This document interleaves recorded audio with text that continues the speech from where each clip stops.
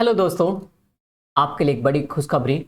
हम यहाँ पर आपके लिए हिंदी भाषा विकास का पूरा रिसर्च करके लेकर आए हैं। आपके यहाँ पर हिंदी व्याकरण और हिंदी का इतिहास, और इसके साथ साथ में आपको यहाँ पर मिलेंगे महत्वपूर्ण क्वेश्चंस, महत्वपूर्ण जो आपके आने वाली परीक्षाओं में काफ़ी महत्वपूर्ण रहेंगे।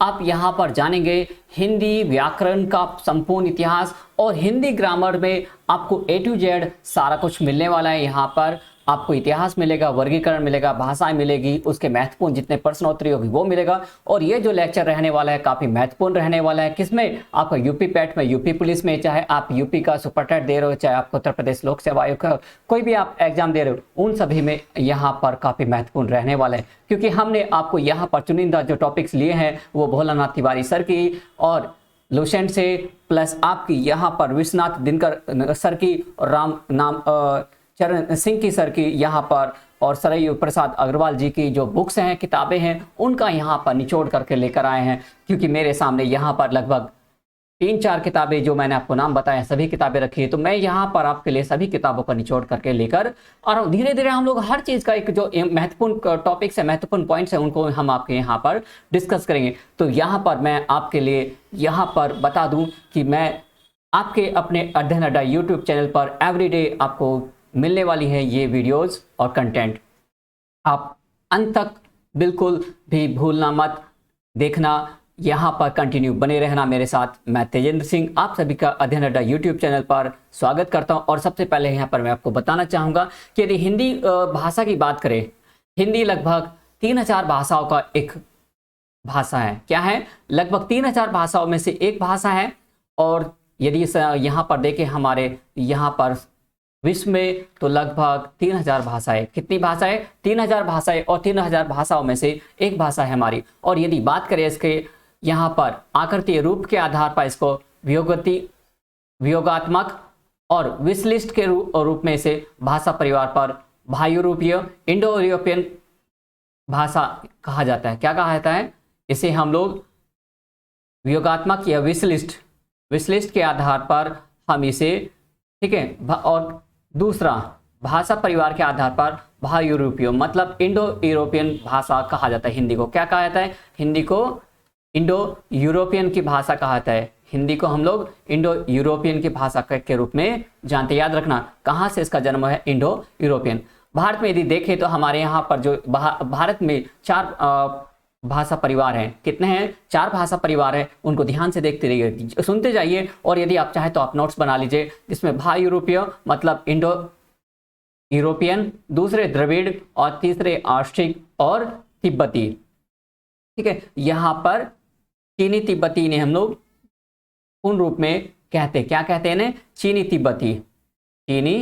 तिब्बती। तो यहाँ पर 3 ये हो गए, और एक हमारा भायूरोपीय चौथा पार्ट हो गया। तो कितने भागों में बांटा गया? हमारे भारत में 4 भाषा, और 4 भाषाओं में जो सर्वाधिक बोले जाने वाली भाषा कौन सी? इंडो यूरोपियन, जो हमें भायूरोपीय। यदि हम इनका परसेंटेज के रूप में देखें तो यहाँ पर हमारी जो भायूरोपीय है, इसको लगभग 73% पीपल्स स्पीक करते हैं। और इसके बाद ऑस्ट्रिक आती है, जो द्रविड़ आती है, और द्रविड़ यहाँ पर 25%, और ऑस्ट्रिक को यहाँ पर 1.3, और चीनी तिब्बती यहाँ पर 0.7% लोग यहाँ पर बोलते हैं। तो मतलब यहाँ पर आपने देख लिया, तो लगभग 73% कौन सी बोली जाती? इंडो यूरोपियन भाषा, जिसे हम लोग हिंदी को कहते हैं, वो बोली जाती है। यदि बात करें हम लोग भारतीय आर्य भाषा को 3 कालों में विभक्त करते हैं। कितने कालों में विभक्त करते हैं? हम लोग हिंदी को 3 कालों में विभक्त करते हैं, जिसमें प्राचीन भारतीय आर्य भाषा, दूसरा मध्यकालीन भारतीय आर्य भाषा, और यहाँ पर तीसरा आधुनिक भारतीय आर्य भाषा। अब इनको कितने भागों में बांटा जाता है? इनको 3 भागों में बांटा जाता है, और इनका समय अलग अलग माना जाता है। जैसे कि हमारी प्राचीन भारतीय आर्य भाषा, देखो, प्राचीन, मध्य और आधुनिक। जो हमारी हिंदी भाषा है, जो हमारी आर्य भाषा है, उसी भाषा को 3 भागों में बांटा गया है, प्राचीन, मध्य और आधुनिक। और यदि इन भाषाओं को भी आगे चल के हम लोग डिवाइडेशन करेंगे, लेकिन पहले इन्हीं को जान लीजिए। और इसका यदि हम बात करें प्राचीन भारतीय आर्य भाषा की, तो ये 1500 ईसा पूर्व से लेकर 500 ईसा पूर्व। और यहाँ पर क्या है? उल्टा चलेगा, ध्यान रखना। ईसा पूर्व मतलब ईसा के पूर्व का समय। तो जब ईसा के पूर्व का समय होता है तो वहां पर क्या होता है? काउंटिंग उल्टी होती है। तो यहाँ पर 1500 ईसा पूर्व से लेकर 500 ईसा पूर्व, और फिर मध्यकाल का जो होता है 500 ईसा पूर्व से लेकर 1000 ईस्वी तक। अब यहाँ पे क्योंकि हम लोग आगे बढ़ रहे हैं, आगे बढ़ने के बाद ये टाइम आपका आगे की तरफ बढ़ता चला गया है।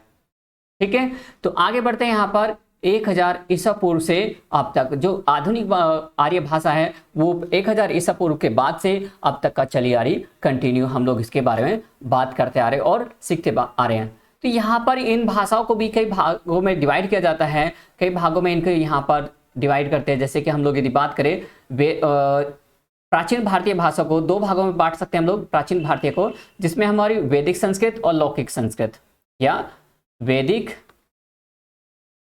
और लौकिक। वैदिक जो वैदिक काल में बोली जाती थी, वैदिक काल में प्रयोग की जाती थी, और एक लौकिक काल जो हमारे लोक समाज में बोली जाती थी। इनको यहाँ पर क्योंकि 1500 से 500 ईसा पूर्व माने जाते हैं, 1500 से लेकर 1000 ईसा पूर्व तक हमारी क्या है वैदिक, और फिर उसके बाद लौकिक 1000 से 500 ईसा पूर्व तक। तो इस तरीके से इसका डिवाइडेशन माना जाता है। यदि बात करें हम लोग यहाँ पर सबसे जो प्रथम वैदिक काल में यदि बात की जाती है तो इसमें यहाँ पर पाली सबसे पहले बोली जाती थी, उसके बाद यहाँ पर प्राकृत आए, प्रभंस आए, इस तरीके से आगे बढ़ते चले जाते हैं हम लोग। ठीक है, फिर यहाँ पर हम लोग थोड़े से आगे बढ़ते हैं। हिंदी शब्द की उत्पत्ति, हिंदी शब्द का जन्म कहाँ से हुआ है यदि बात करें, कुछ लोग यहाँ पर हिंदी भाषा को अलग अलग तरीके से मानते हैं। हिंदी भाषा शब्द का जन्म जो मानते हैं, क्योंकि कई बार क्वेश्चन पूछा जाता है यहाँ पर कहाँ से, तो ये कैसा शब्द है, कहाँ से जन्मा है, तो इसे हम लोग पूछते हैं। तो इसे हम लोग क्या पढ़ेंगे, ईरान, जिसे हम लोग आज ईरान के रूप में जानते हैं। ये फारस कहा जाता था, क्या कहा जाता, फारस कहा जाता है, और इसी से बना है फारसी। तो यहाँ पर जो हिंदी शब्द है फारसी से जन्मा है, कहाँ से जन्मा है, लेकिन हिंदू कट्टरवादी से कुछ अलग ही नाम देते हैं, उनको हम लोग बाद में जानेंगे। पहले हम यहाँ पर जान रहे हैं किसको, हिंदी शब्द की उत्पत्ति फारसियों के अनुसार या ईरानियों के अनुसार। तो यहाँ पर यदि बात करें तो ये लोग यहाँ पर, क्योंकि हमारा क्या संबंध है, हमारा भारत का और ईरानियों का प्राचीन काल से संबंध रहा है, क्योंकि वो हमारे यहाँ पर आते थे और हमारे यहाँ पर व्यापार भी करते थे, अपने यहाँ पर बहुत सारे संबंध भी बनाते थे, राजतंत्र संबंध भी थे प्राकृतिक रूप से और कई तरीके से। तो हमारे भारत के निवासी वहां जाते थे, आते रहते थे, तो एक व्यापार संचार बना रहता था। अब जब ये यहाँ पर आते थे तो इन्हें यहाँ पर सिंधु नदी मिली। वह सिंधु घाटी सभ्यता, आप जानते हैं कि सिंधु घाटी सभ्यता बहुत पुरानी सभ्यता है, और यहाँ पर हड़प्पा सभ्यता के रूप में आज भी बहुत सारी चीजें मिल रही है। तो यहाँ पर ये लोग जब ये आए, यहाँ पर फारसी लोग हुए, तो यहाँ पर इन्होंने क्या पाया, सिंधु नदी को पाया। और जब सिंधु नदी को पाया तो इन्होंने भारत के साथ, भारत के प्राचीन काल से जो संबंध रहे ईरानी, और इसी से इन्होंने सिंधु को हिंदू कहना शुरू कर दिया। इन्होंने हिंदू को क्या कहा, इन्होंने जो हाथ सा था, ठीक है, सा, इसे सा को हा के रूप में पढ़ना शुरू कर दिया। क्या पढ़ना शुरू किया, सा को हा के रूप में पढ़ना शुरू कर दिया, और यहाँ पर इसी दा को इन्होंने धा किया। तो इन्होंने क्या कहा इसे, सिंधु को हिंदू के रूप में इन्होंने कहना शुरू कर दिया, कि जो सिंधु नदी के पास आसपास लोग रहते थे उन्हें कहा गया, हिंदू कहा गया, इसीलिए इसका नाम परिवर्तित हो गया और आज इसके रूप में हम लोग जानते हैं। आगे बढ़ते, यदि आगे कुछ लोग और भी इसके बारे में कुछ कहते हैं यहाँ पर कि भाई यहाँ पर कुछ और बातें कही जाती है। क्या बातें कही जाती है, वो यहाँ पर कहते हैं कि भाई यहाँ पर इसका जन्म कैसे हुआ, कुछ और दूसरी घटनाओं से हुआ है, कुछ और दूसरे संबंधित विचारों से हुआ है। तो उनके बारे में हम लोग यहाँ पर देखने वाले हैं, जानने वाले हैं क्या वे विचार थे।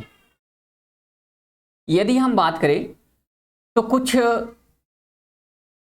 जो कट्टर हिंदूवादी हैं, कट्टर हिंदूवादी, वो कहते नहीं ऐसा कुछ नहीं है, बल्कि यहाँ पर हिंदी का जो जन्म हुआ है, हिंदू यहाँ पर पहले से थी और पूर्व से ही चली आ रही थी। हिंदी का यहाँ पर एक तरीके से हिंदी से जन्म हुआ है, हिंद का, और दा से बना है यहाँ पर, ठीक है, दुष्ट, दू से यहाँ पर दुष्ट, मतलब वे लोग हनन करने वाले कहे जाते थे, या हिंद का अर्थ होता है हनन करना और दू का होता है दुष्ट, यानी कि हिंदी से हिंदुस्तान वो या हिंदी वो क्षेत्र जहां पर दुष्टों का या हनन किया जाता था, है ना। तो कुछ लोग ये कहते हैं, लेकिन बाद में कुछ यहाँ पर यदि बात करें हमारे इकबाल के द्वारा, ठीक है, इकबाल बाद में जो हमारे स्वतंत्रता के बाद के प्रसिद्ध कवि हुए, उन्होंने कहा, उन्होंने हिंदी के निवासियों का कहा है कि हिंदी है हम, क्या है, हिंदी है हम, वतन है हिंदुस्तान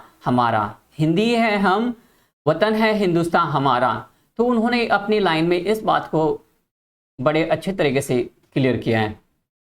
अब यहाँ पर हम लोग थोड़ा सा यहाँ के रचनाकार के रूप में जान लेते हैं। कुछ प्रमुख रचनाकार रहे हमारे, जो प्रमुख रचनाकार है उनको हम लोग यहाँ पर देख रहे हैं।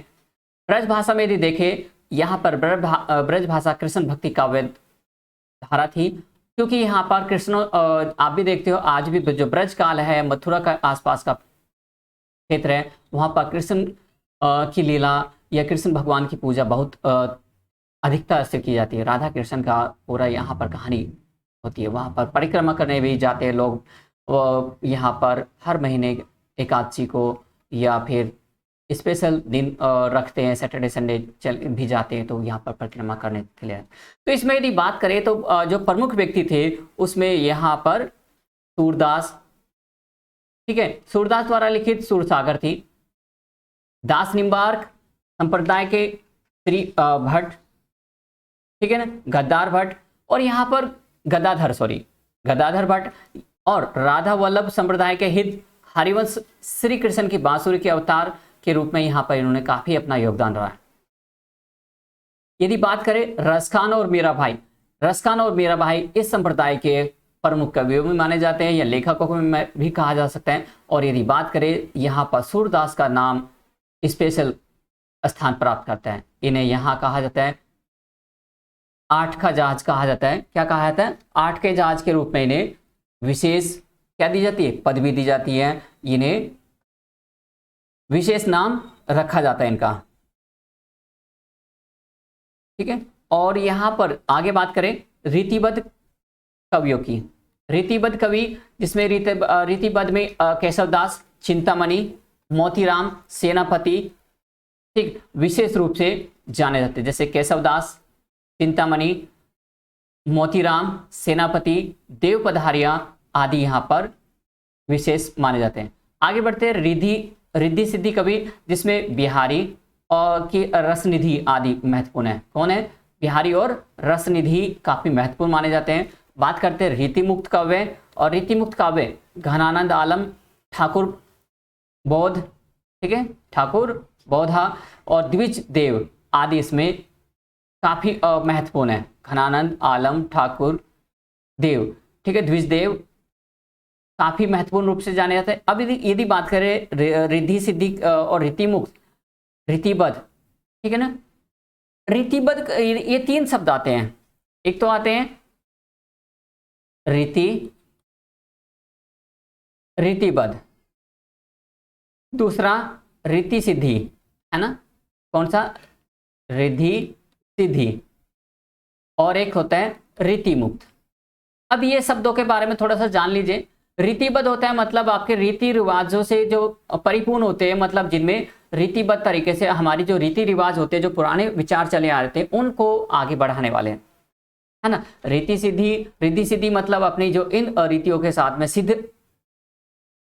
होते हैं, सिद्ध हासिल कर लेते हैं। जैसे कि हमारे यहाँ पर बहुत सारे हुए हैं लेखक, कवि हुए हैं, और उसमें हमारे कुछ महत्वपूर्ण व्यक्ति थे। रीति मुक्त मतलब इनमें कोई किसी प्रकार का कोई भी यहाँ पर रीति रिवाजों का कोई प्रभाव नहीं था, कोई हमारी आडंबर कला का कोई भी नहीं था, बल्कि ये रीतियों का विरोध करते थे। अब यहाँ पर बात करते हैं इनमें कुछ प्रमुख रचनाकार थे, जिसमें अवधि में देख लीजिए। तो अब यदि बात करें यहाँ पर अवधि की जो मेन शाखा है वो प्रेम मार्गी सूफी काव्य धारा, कहाँ से? प्रेम मार्गी सूफी काव्य धारा के रूप में जाना जाता है। और यहाँ पर कुतुबान या, ठीक है, कुतुबीन, ठीक है, कुतबान या कुतुबीन के रूप में इन्हें माना जाता है या जाना जाता है। दूसरे यहाँ पर जो महत्वपूर्ण व्यक्ति हुए जायसी और इनकी पद्मावत, ठीक है ना। पद्मावती के ऊपर तो एक आपकी मूवी भी बन चुकी है, आपको यहाँ पर जान के बड़ी खुशी होगी। और फिर उसे बाद में यहाँ पर पद्मावत कर दिया, पद्मावती नाम था लेकिन पद्मावत कर दिया बाद में उसको। यहाँ पर ये किसका है? मलिक मोहम्मद जायसी, इनका पूरा नाम क्या है? मलिक मोहम्मद जायसी। तो ये इनका एक काव्य है, और मलिक मोहम्मद जायसी, तो इनको जाना जाता है। तो इनका याद रखना है क्योंकि क्वेश्चन कई बार पूछ लिया जाता है, 1000 टाइम्स इंपॉर्टेंट क्वेश्चन है। जायसी का है, किसका है? मलिक मोहम्मद जायसी का है पद्मावत। फिर दूसरे मंजन की मधुमालती, क्या है? मंजन एक व्यक्ति हुए हैं यहाँ पर, कवि हुए, लेखक हुए, तो जिनकी मधुमालती का महत्वपूर्ण है। आलम की माधवानंद कामकला क्या है? आलम की माधवानंद कामकला। और उस्मान की चित्रावली क्या है? उस्मान की चित्रावली यहाँ पर उनकी क्या है? रचना है। नूर मोहम्मद की प्रेम चिंगारी, अली शाह की प्रेम चिंगारी और तुलसीदास की रामचरितमानस सबसे बड़ी मानी जाती है। और ये सारी क्या है? अवधी भाषा में लिखी हुई। तो आप ये नोट कर सकते हैं, जान सकते हैं। यदि कोई भी कंफ्यूजन हो तो आप मुझे कमेंट्स करके बता सकते हैं, यदि कोई कहीं भी किसी तरीके से कोई भी डाउट रहा हो। और मुझे यहाँ पर बताएंगे कि आपका लेक्चर यहाँ पर समझ आ रहा है, अंडरस्टैंड कर पा रहे हैं आसानी से, सरलता से, कोई मैं ज़्यादा तेजी से तो नहीं चल रहा हूँ। बात करते हैं यहाँ पर खड़ी बोली के। और यहाँ पे कुछ हो सकता है कहीं शब्दों का थोड़ा सा मिस्टेक हो सकता है। और यदि पीडीएफ आपको चाहिए तो इसके वीडियो के डिस्क्रिप्शन में आप चले जाइएगा, वहाँ से आपको वीडियोस मिल जाएगी। बाकी इसके जो बाकी हम लोग वीडियो ग्रामर का है उसमें आई बटन पे मिल जाएगा आपको, लास्ट वीडियो के लास्ट में मिल जाएगा, पूरी डिटेल आपको होगी। हमारे साथ लगातार बने रहिए इसी तरह कंटिन्यूअस। हम लोग पूरा कोर्स कराने वाले हैं यूपी पैट में जितना भी आपका होगा। यहाँ पर प्रमुख आपके रचनाकार हो गए, उनकी लेखक की बुक होगी स्पेशल, वो भी आपको आई बटन पे मिल जाएगा। यहाँ पर आई बटन जैसे आएगा तो आप उस पर क्लिक करके जा सकते हो, या फिर बाद में भी आपको यहाँ पर हम उन्हें कार्ड लगा देंगे, स्क्रीन के लास्ट स्क्रीन का आपको मिल जाएंगे। आगे बढ़ते थोड़ा सा कंटिन्यू करते हैं अभी क्योंकि हमें क्वेश्चन भी करने, बहुत इंपॉर्टेंट क्वेश्चन है, आपको याद से जाना नहीं है, अंत तक देखिए क्योंकि आपके आने वाले पेपर में जरूर मिलेंगे। और इसके बाद भी इसका पार्ट हम लेकर आने वाले हैं, इसके बाद सेकंड पार्ट जिसमें क्वेश्चन हो गए यहीं से रिलेटेड आपके, है ना, जो आज के क्वेश्चन मैंने वहीं से लिए कंटेंट आपका, कहीं से अलग से नहीं है। खड़ी बोली उत्तर भारत में बाद में यदि बात करें हिंदी में देखनी है उत्तर भारत में, और यहां पर दक्षिणी भारत में भी कुछ क्षेत्रों पर हिंदी का देखने को मिलता है। और यदि बात करें मध्यकाल में कबीर, नानक, दादू, मलुक दास, रजक आदि यहाँ पर काफ़ी रूप से इसमें खड़ी बोली में लेखन किया है, उनकी काफ़ी रचनाएं मिलती हैं। गंग की चैन छंद वर्णन की महिमा काफ़ी महत्वपूर्ण रही है। रहीम के नाटक क्या है? रहीम के नाटक, आलम के सुदामा चरित्र और जेठमल की गोरा बादल की कथा काफ़ी महत्वपूर्ण रही है। संत प्राणनाथ के कुलजम स्वरूप, ठीक है, याद रखना थाउजेंड्स टाइम, ये इंपॉर्टेंट है क्योंकि क्वेश्चन आ चुके हैं आपके दूसरे परीक्षाओं में। यहाँ पर यदि बात करें यूपी पीसीएस के क्वेश्चंस भी आपको यहाँ पर मिल रहे हैं आपको, है ना, ये यूपी पीसीएस से लिए गए क्वेश्चन है, पीसीएस वहाँ से कंटेंट उठाया है आपका, तो काफ़ी महत्वपूर्ण है। और यहाँ पर कुछ क्वेश्चन आपको यूपी पुलिस से भी लिए गए, तो वहाँ भी आपको काफ़ी महत्वपूर्ण हो गए। तो याद रखना यहाँ पर गंग की चैन छंद वर्णन की महिमा, रहीम के नाटक और आलम के सुदामा चरित्र और जेठमल की गौरा बादल की कथा, संत प्राणनाथ के कुलंजम स्वरूप।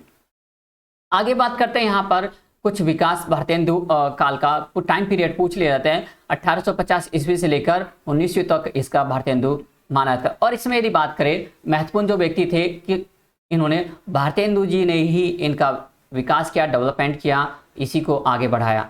यहाँ पर भारतेंदु, अब भारतेंदु युग, क्योंकि यहाँ पर इन्होंने अपनी रचनाएं लिखी और खड़ी बोली पे काफ़ी विकास किया और खड़ी बोली को इतना आगे बढ़ाया कि आज यदि हम देख रहे हैं सबसे ज़्यादा उनकी उस खड़ी बोली का ही असर है कि हमारे सब जितने लेखक हैं उनकी भाषा का प्रयोग करते आए हैं।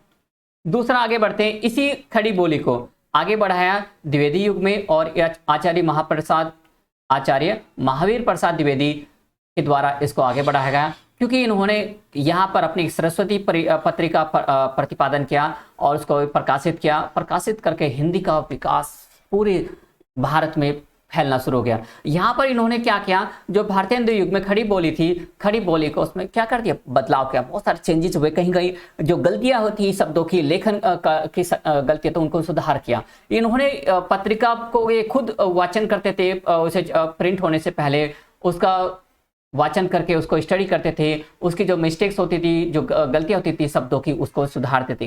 तो मतलब यहाँ पर ये इनको इतना बड़ा रूप माना जाता है। भारतीय युग और द्विवेदी युग में बहुत सारे परिवर्तन हुए।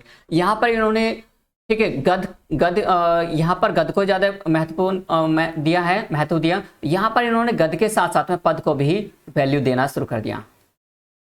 आगे बढ़ते हैं छायावाद युग। और छायावाद युग 1918 ईस्वी से लेकर 1936 ईस्वी तक प्रसाद पंत, निराला, महादेव वर्मा यहाँ पर माने जाते हैं। जैसे छायावाद युग 1918 ईस्वी से लेकर 1936 ईस्वी तक माना जाता है, और प्रसाद पंत इसमें महत्वपूर्ण माने जाते हैं। प्रसाद पंत, निराला और महादेव वर्मा एवं रामकुमार वर्मा को महत्वपूर्ण यहाँ पर छायावादी कवियों के रूप में माना जाता है। याद रखना, यहाँ पर पूछ लिया जाता है छायावादी लेखक कौन थे, कवि कौन थे, जिनको विशेष रूप से वैल्यू दी जाती है।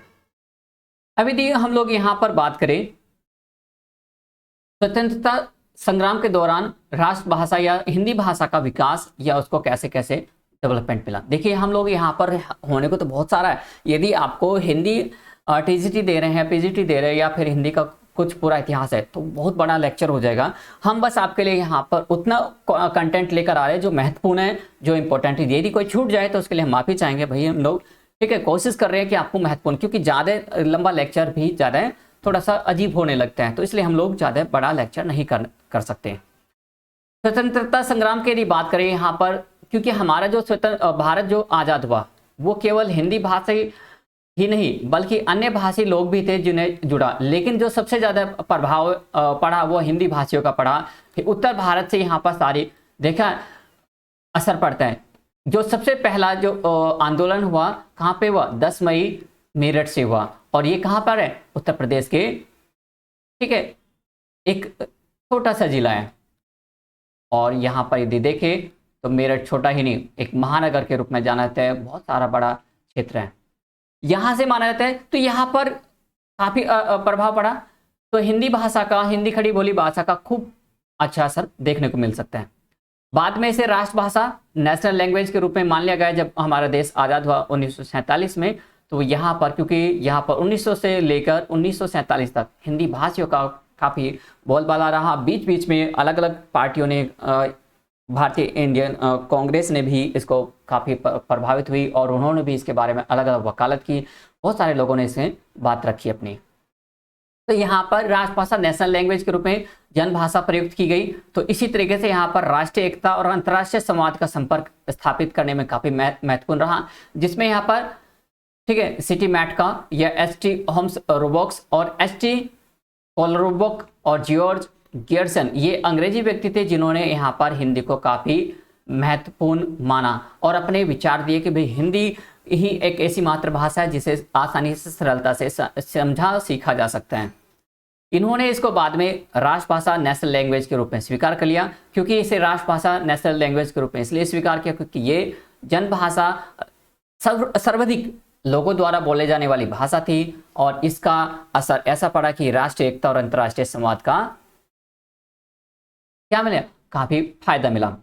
इसके साथ साथ कुछ व्यक्ति हुए जिन्होंने यहाँ पर हिंदी के रूप में हिंदी को काफी यहाँ पर योगदान दिया, जिसमें देखा जाए तो धर्म और समाज सुधारक थे, जिसमें पहले व्यक्ति थे 1828 में राजा राममोहन राय, जिन्होंने आर्य समाज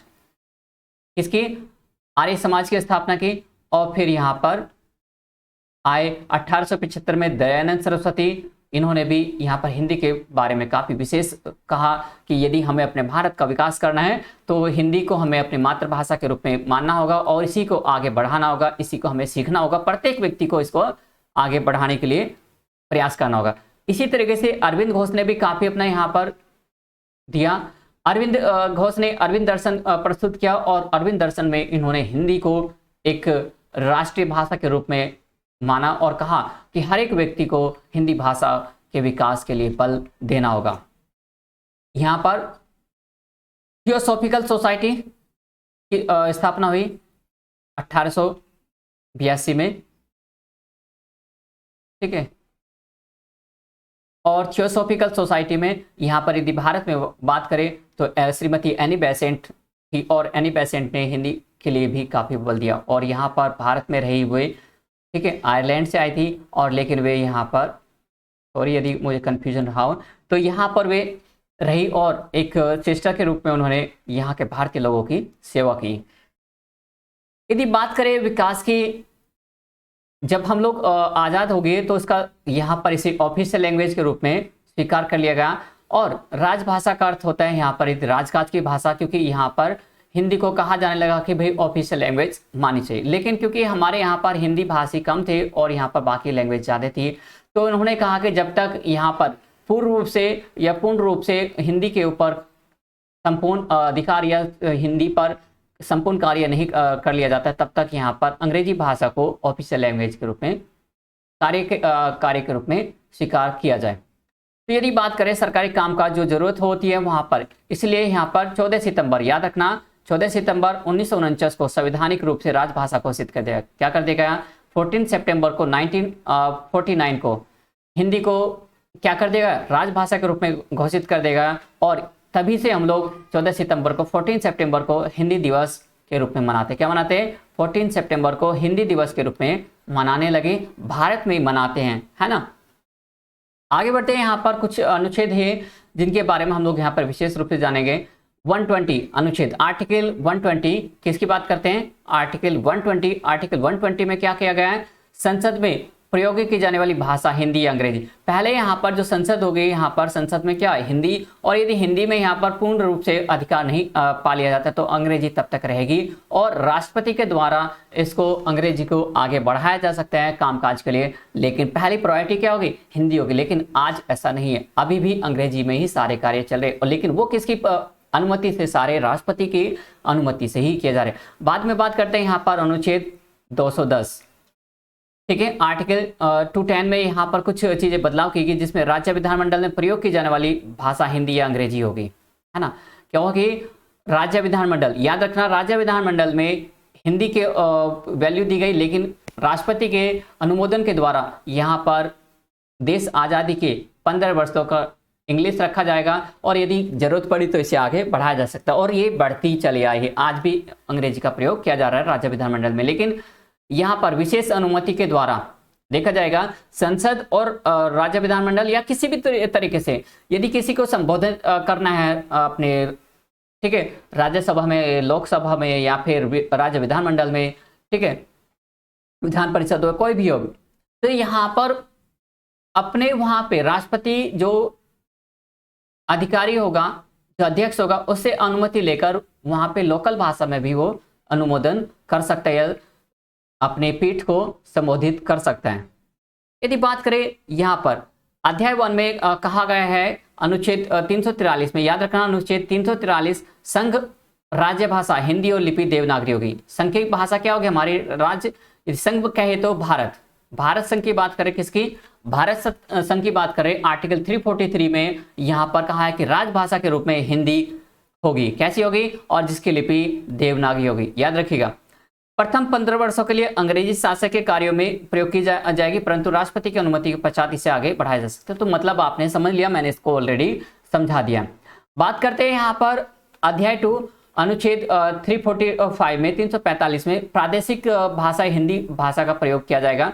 मतलब हिंदी भाषा या फिर अंग्रेजी को यहाँ पर प्रयोग किया जाएगा। दूसरा यहाँ पर अनुच्छेद 346, एक राज्य के दूसरे राज्य के साथ संपर्क भाषा क्या होगी? वो भी हिंदी या अंग्रेजी होगी।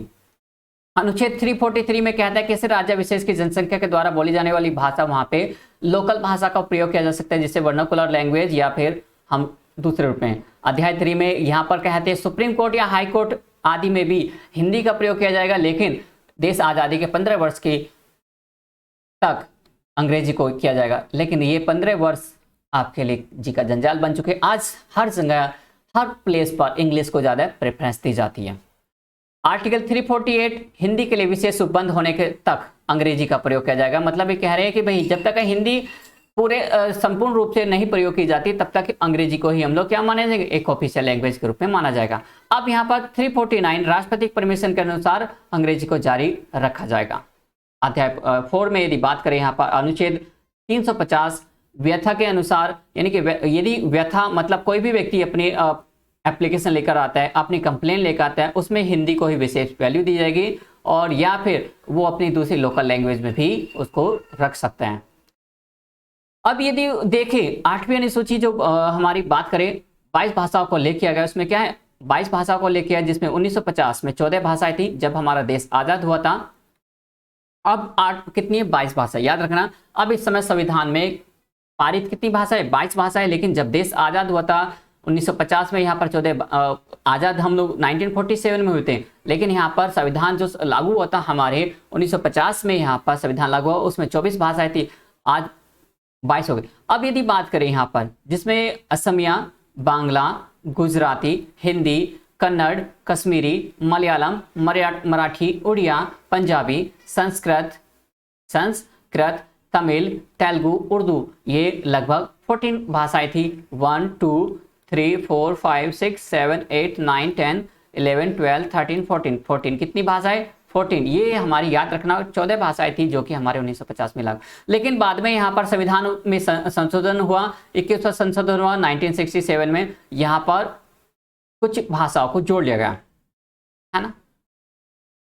और बाद में यहाँ पर मणिपुरी, नेपाली 71वां संशोधन हुआ 1992 को, इसमें यहाँ पर जोड़ लिया गया तथा और बाद में यहाँ पर तदुपरांत बोडो, डोगरी, मैथिली, संथाली को भी क्या कर लिया गया? जोड़ लिया गया और 2003 में शामिल कर लिया गया। अब यदि बात करें 1950 के बाद हिंदी के संवैधानिक प्रगति, राष्ट्रपति का संविधान आदेश। अब यहाँ पर जो भी कार्य हो गए या जो भी अपॉइंटमेंट किए जाएंगे किसके? राज्यपाल के या सुप्रीम कोर्ट के, वो सारे हिंदी में, उनको नियुक्ति पत्र हिंदी में ही दिया जाएगा ताकि हिंदी को बढ़ावा दिया जा सके। राष्ट्रपति यदि बात करें आदेश से 1955 विशेष प्रयोजन के लिए अंग्रेजी के साथ साथ हिंदी का प्रयोग किया जाएगा। मतलब कोई भी गजट होगा या फिर कोई भी सूचना प्रसारित की जाती है जो भारत सरकार करती है, वो क्या करेगी? अंग्रेजी में करेगी, लेकिन उसको वो अनुवादित करके हिंदी में भी प्रकाशित करेगी। ये क्या हो गया? एक कंपल्सन हो गया, एक जरूरी हो गया। प्रथम राजभाषा आयोग बाल गंगाधर, यदि बात करें यहाँ पर very very important, thousands of questions का इंपॉर्टेंट क्वेश्चन है ये कि पहला हिंदी भाषा आयोग कब बनाया गया ताकि हिंदी को बढ़ावा दिया जा सके, उनका प्रयोग किया जा सके, बदलाव किया जा सके, उसमें डेवलपमेंट किया जा सके। तो वो कौन सा? जिसमें बाल गंगाधर तिलक, ठीक है, बाल गंगाधर तिलक, बीजी खेर और खेर आयोग, इसे पूरा नाम बीजी खेर आयोग के रूप में जाना जाता है। और ये 7 जून 1955 में गठित हुआ और इसने अपनी प्रतिवेदन, जो अपनी रिपोर्ट थी 31 जुलाई 1956 मतलब 7 जून 1955 में इसे बनाया गया, गठित किया गया। और इसने अपनी रिपोर्ट कब दी? 31 जुलाई 1956 में अपना इसने 1956 में इसने अपना प्रतिवेदन रिपोर्ट दी। और उसमें कहा कि भाई हिंदी में कुछ भाषा, कुछ राज्यों में हिंदी भाषा यूज की जाती है, कुछ में नहीं की जाती। उत्तर भारत राज्यों में ज़्यादा यूज की जाती है, तो इसको बढ़ावा देने के लिए हमें सभी राज्यों में से लागू करना होगा। इसके कुछ चीज़ें हैं, बहुत सारा इन्होंने रिकमेंडेशन की, हम उनको नहीं जानेंगे, बस हमें आयोग को याद रखना है कब आयोग किया गया और क्या नाम था उसका, ठीक है। 7 जून 1955 और 31 जुलाई 1956 और बीजी खेर आयोग के रूप में जाना जाता है, पहला आयोग। बाद में कुछ आयोग और भी बने जिसमें संसदीय राजभाषा समिति गोविंद बल्लभ जी के द्वारा और बल्लभ पंत समिति जिससे 16 नवंबर 1957 में गठन किया गया और 8 फरवरी 1949 में इसका प्रतिवेदन दिया गया। बस याद रखिए और नोट करते जाइएगा। यहाँ पर दूसरा, यहाँ पर राजभाषा अधिनियम 1963, ठीक है, और यहाँ पर 1967 में इसे संशोधित किया गया। अब आ जाता है त्रिभाषा सूत्र। त्रिभाषा सूत्र क्या था? भारत सरकार ने इसको लागू तो किया, लेकिन ये भारत सरकार ने इसमें विशेष उपबंध भी दिए, लेकिन ये चालू नहीं हो पाए, न ये भारत की जनता को पसंद आया। उन्होंने कहा कि पहले यहाँ पर यूज किया जाए हिंदी को, क्या हिंदी को प्रथम भाषा रखा जाए, फिर दूसरी यहाँ पर अंग्रेजी को रखा जाए और तीसरी यहाँ पर एक वर्नाकुलर लैंग्वेज, लोकल लैंग्वेज का प्रयोग किया जाए। जैसे यदि हम लोग तमिलनाडु में जाते हैं तमिल और केरल में जाते हैं कन्नड़ का प्रयोग किया जाए और हर राज्य क्षेत्र में या फिर विशेष कार्यों के लिए तीनों भाषाओं का प्रयोग किया जाए, लेकिन यह प्रयोग असफल रहा। अब इसे त्रिभाषा सूत्र को ऐसे समझ लीजिए हमारा कि पहली भाषा हिंदी होगी, दूसरी भाषा अंग्रेजी होगी, तीसरी भाषा कोई भी भारत में जो बोली जाने वाली भाषाएं हैं, जितने यहाँ पर बहुत सारी भाषाएं, उनमें से कोई भी एक भाषा का प्रयोग हम लोग ऑफिस के लैंग्वेज में या किसी भी कार्य में या फिर और अन्य कार्यों में प्रयोग करें। क्योंकि ये इतना आसान नहीं था, सरल नहीं था, क्योंकि भाई हिंदी में केरल में जाएंगे तो वहाँ पर कन्नड़ बोली जाती है, इंग्लिश बोली जाती है, लेकिन हिंदी की यदि बात करें तो हिंदी बहुत कम भाषी हो गई। आपको वहाँ पर ट्रांसलेटर की जरूरत पड़ेगी, तो कुछ लोग समझ लेते हैं लेकिन संपूर्ण नहीं, सारे नहीं समझ पाते। अब हमने यहाँ पर शुरू करना है आज का जो, जिसके लिए आप यहाँ पर बड़े बेसब्री से इंतजार कर रहे थे, क्वेश्चंस जो काफी इंपॉर्टेंट क्वेश्चन होने वाले आपके लिए, थाउजेंड्स ऑफ टाइम, ठीक है, थाउजेंड्स ऑफ टाइम्स इंपॉर्टेंट है। यदि आपने अभी नहीं पढ़े, रीड नहीं किए तो आप जान लीजिए, और इसके बाद भी एक वीडियो होगी जो इसका कनेक्टेड होगी, उसको भी देखिएगा क्योंकि वो भी इंपॉर्टेंट रहने वाली है। हिंदी किस भाषा परिवार की भाषा है? मैंने आपको स्टार्टिंग में बताया था, पहला ही क्वेश्चन बताया था, आरोपीय, द्रविड़ या आस्ट्रिक या चीनी तिब्बती। तो आप यहाँ पे सरलता से इसका जवाब दे सकते हैं। 4 ऑप्शन है, 4 ऑप्शन में से आप बताइए तो क्या भारोपीय है या द्रविड़ है, आस्ट्रिक है, चीनी तिब्बती? तो इसका जवाब होगा सीधा सा भारोपीय। क्या होगा? भारोपीय, क्योंकि इंडो यूरोपियन लैंग्वेज है इसे, इसलिए भारतीय यूरोपीय के रूप में इसे जाना जाता है।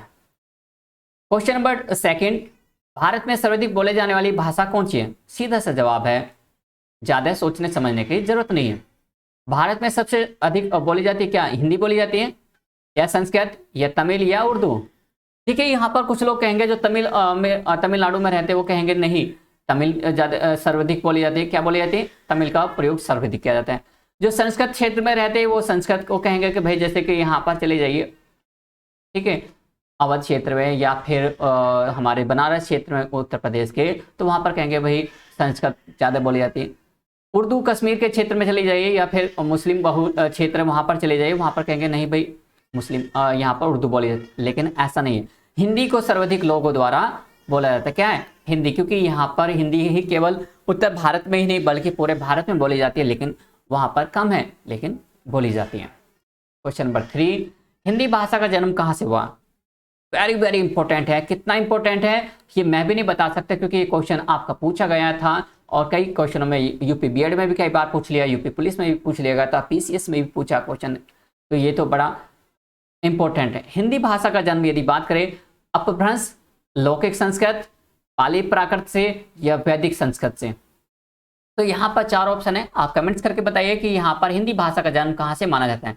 तो इसका आंसर होगा अपभ्रंश। क्या होगा? अपभ्रंश से इसका जन्म हुआ है। हिंदी भाषा का जन्म कहां से हुआ है? अपभ्रंश से हुआ है। क्वेश्चन नंबर 4, निम्नलिखित में से कौन सी बोली अथवा भाषा हिंदी के अंतर्गत नहीं आती? मतलब हिंदी की भी बहुत सारी बोलियां हैं, बहुत सारी भाषाएं हैं, लेकिन यहाँ पर हिंदी उपयोग में नहीं की जाती। देखिए यदि बात करें हिंदी में है 3 भाषाएं हिंदी की है और एक भाषा हिंदी क्षेत्र में या हिंदी के अंतर्गत नहीं आती।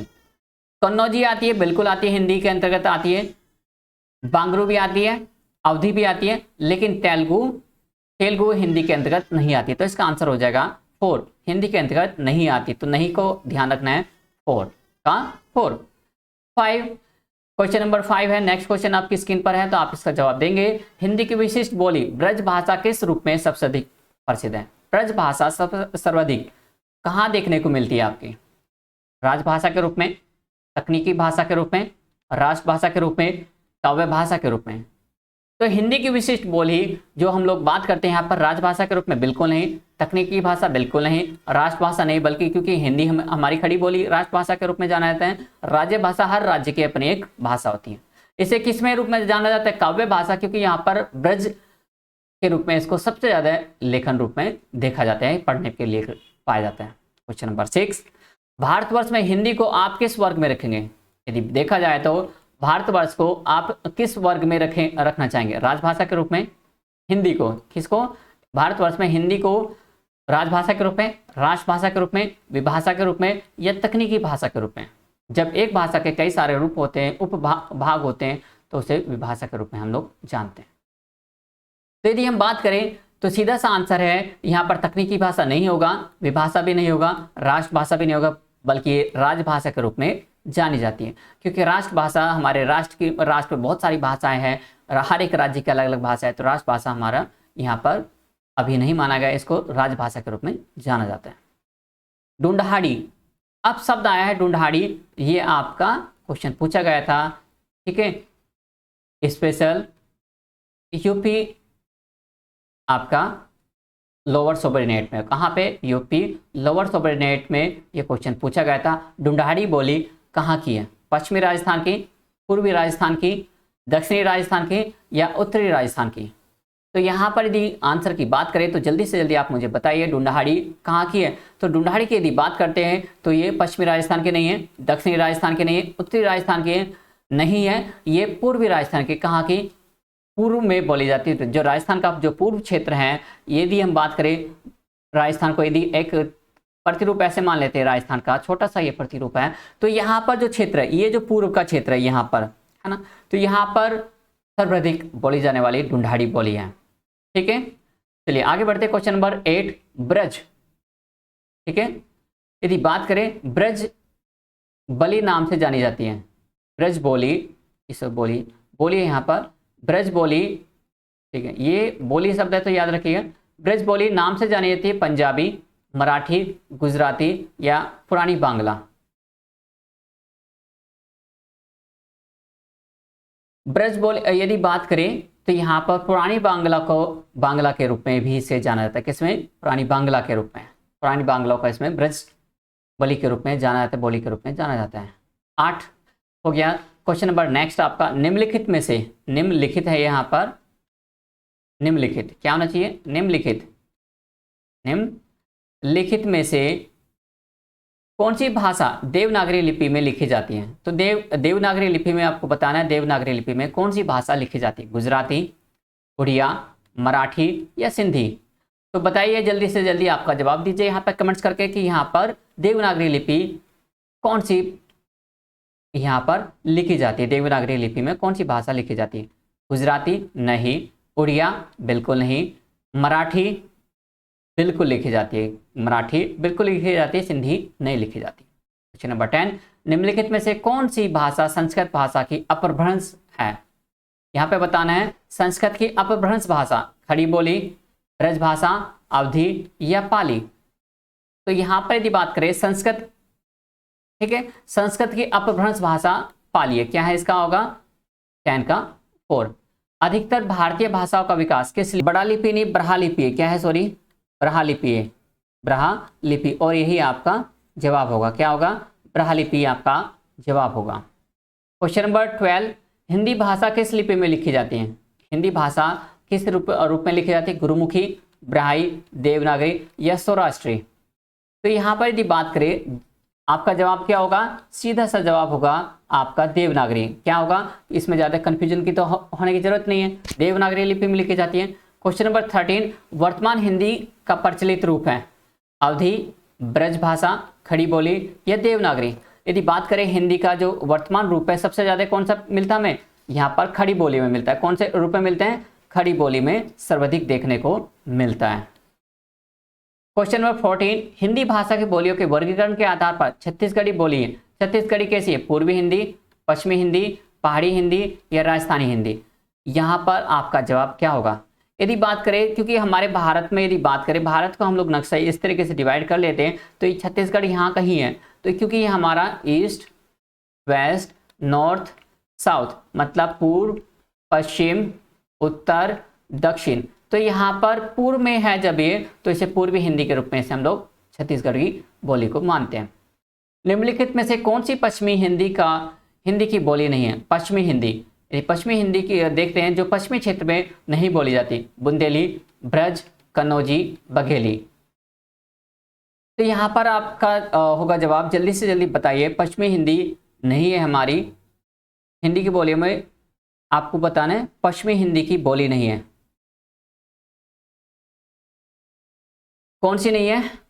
बुंदेली, ब्रज, कन्नौजी या बघेली? बघेली यहाँ पर पश्चिमी हिंदी की बोली नहीं है। क्वेश्चन नंबर 16, भारतीय संविधान में किन अनुच्छेदों में राजभाषा संबंधी प्रावधान को उल्लेख है? 343 से लेकर 151 तक, 434 से लेकर 315 तक, 443 से लेकर 115 तक या 135 तक, 334 से लेकर 153 तक? तो इसका जवाब क्या होगा?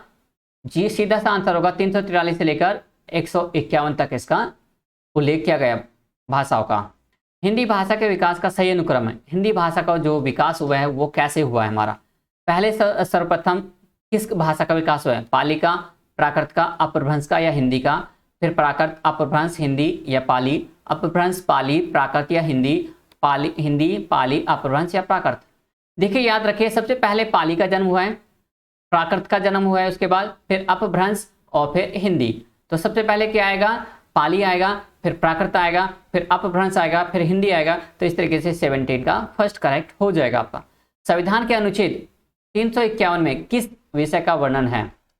संघ की राज्य भाषा, उच्चतम न्यायालय की भाषा, या पत्राचार की भाषा या हिंदी के विकास के लिए निर्देश।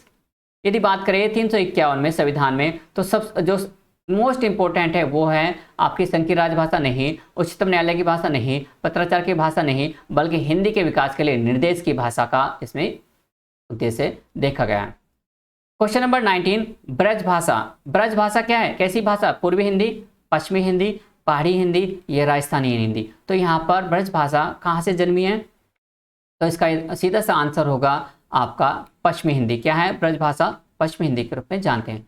और आज की सीरीज का आज का लास्ट क्वेश्चन, और इसमें आप जवाब देंगे, मुझे बताएंगे मगही किस उपभाषा की बोली है? राजस्थानी, पश्चिमी हिंदी या पूर्वी हिंदी या बिहारी। यदि हम बात करते हैं यहाँ पर, तो यहाँ पर हमने आज आपसे 20 क्वेश्चन शेयर किए हैं, और इसके बाद नेक्स्ट इसी टॉपिक से रिलेटेड 20 क्वेश्चन और आने वाले हैं आपको। तो यहाँ पर आप मुझे आई बटन पर पा सकते हैं उन सीरीज को, या इसके अंत में आप उसको पा सकते हैं। इसके प्लेलिस्ट में आपको यहाँ पर अलग से मिलेगा, क्योंकि हमने आज से नया टॉपिक शुरू किया है, आज से नई क्लास शुरू की है। हिंदी का संपूर्ण इतिहास और पूरा व्याकरण आपको पढ़ाने वाले हैं। कोई भी क्वेश्चन हो तो आप हमें कमेंट सेक्शन में जरूर लिखिएगा। यदि वीडियो में कुछ चीज़ें समझ में आए, कुछ चीज़ें अच्छी लगी हैं, तो आप इसे लाइक करिएगा, शेयर करिएगा और सब्सक्राइब करना बिल्कुल मत भूलिएगा। और कंटिन्यूअस इसी तरीके से हमारे साथ बने रहिएगा, ताकि हम आपके यूपी पैट और आने वाली परीक्षाओं में आपकी मदद कर सकें। हमें आपसे कुछ नहीं चाहिए, बस एक लाइक चाहिए और आपका सब्सक्रिप्शन चाहिए, ताकि हमें आपसे प्रशंसा और हमें आपसे एक ऊर्जा मिले कि भाई हम लोग आपके लिए मेहनत कर रहे हैं, तो हमें अपना उसका क्या में गुरु दक्षिणा प्राप्त हो रही है। तो क्वेश्चन का यहाँ पर मगही किस उपभाषा की बोली है? आपने जवाब दे दिया होगा। तो यहाँ पर बिहारी, कहाँ पे? बिहारी भाषा की ये भाषा है। और इसी के साथ में मैं अब इस लेक्चर को यहीं पर विराम देता हूँ। नेक्स्ट लेक्चर में नेक्स्ट सीरीज में मिलेंगे, और इसके बाद उस प्रैक्टिस के साथ हम यहाँ पर आपकी वर्णमाला से शुरू करने वाले हैं, और वर्णमाला का एकदम जीरो से लेकर शुरू करेंगे। आपको जीरो से एकदम हीरो तक आपको चलना है, यानी कि आपको एक बेस से लेकर आपको पूरा टारगेट, आपका गोल जो अचीव करना है। इसी तरीके से मेरे साथ बने रहिए। मैं आपको कोशिश करूँगा जितना भी मैक्सिमम से मैक्सिमम एक रिसर्च अच्छी तरीके से खोज करके बेहतरीन तरीके से टॉपिक लेकर आऊँ, है ना। थैंक यू दोस्तों, मिलते हैं नेक्स्ट वीडियो में। तब तक के लिए टेक केयर।